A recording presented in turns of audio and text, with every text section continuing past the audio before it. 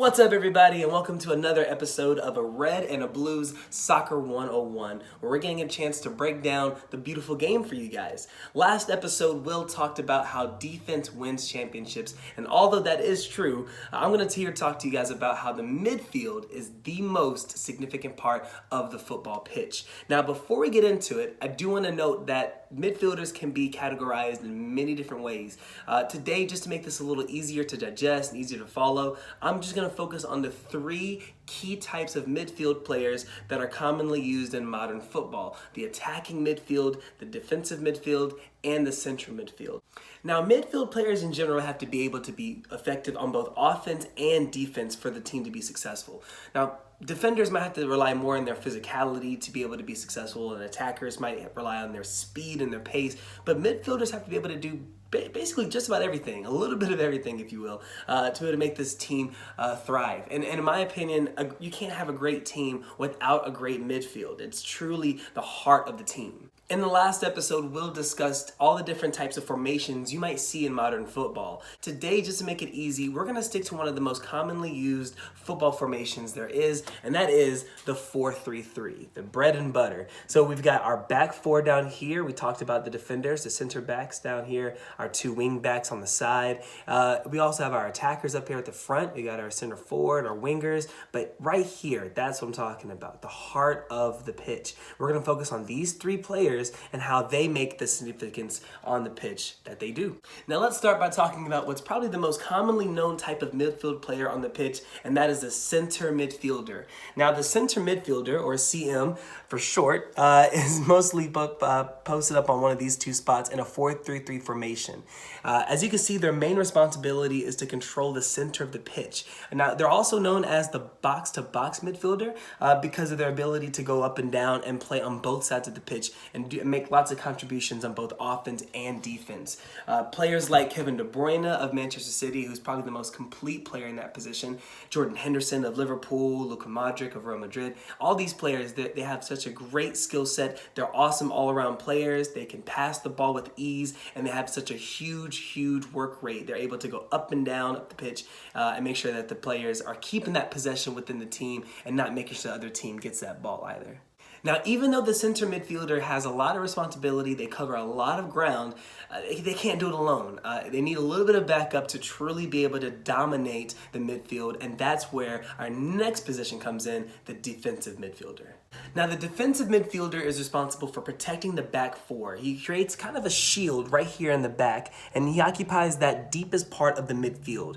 His main focus is to win back the ball, keep possession, so passing it back and forth between the defenders to start a play, and also to create those attacking moments from the back. Now, even though most defensive midfielders have the same responsibility of protecting the back four and occupying that deep space within the midfield, there are still different types of defensive midfielders. You've got those midfielders that are more aggressive. They're taking on those stronger tackles and don't even care if they pick up a yellow card or not in the sake of the team. I'm talking players like Fabinho of Liverpool and Arturo Vidal of Juventus. Those players are called the destroyers. They're the anchor of the team that keeps the glue between the defense and the midfield together. But you've also got some deep-lying playmakers, people that are more tactical minded, not necessarily more so physical with the other team, but more so trying to position themselves in a way that intercepts the ball and they can still possess that ball in a way that keeps moving forward and starts those attacking movements. Now, just because they're called defensive midfielders, that doesn't mean that they're not part of the attack.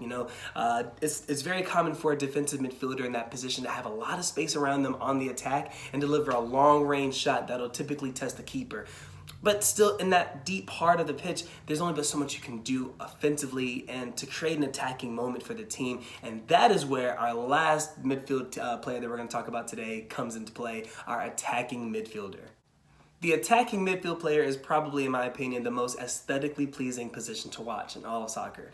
These players are normally the most technically gifted and skillful players on the pitch.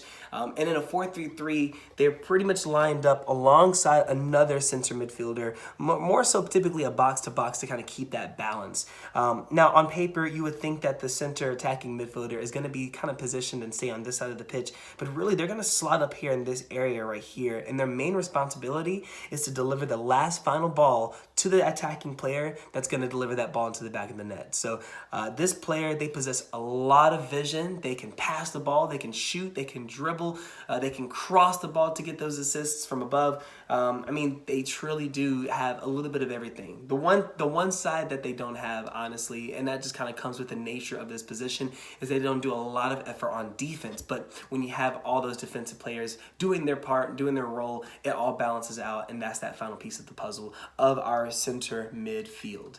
So these three positions right here, the center midfielder, that box to box, making those plays on offense and defense. Our center defensive midfielder, the one that's the glue to the defense in the midfield, to try to keep that possession. And also your center attacking midfielder, that player that's looking to get that final pass in to score a goal. This right here, that's truly the heart of the team. Like I said before, it's really hard to have a successful team without a successful midfield. A lot of times managers like to use different types of tactics and formations. For example, we focus a lot on the 4-3-3, where there's lots of different types of formations that they could use. And most of it, a lot of times, comes down to the different ways that you can shape the midfield and the different roles that you can give them as well.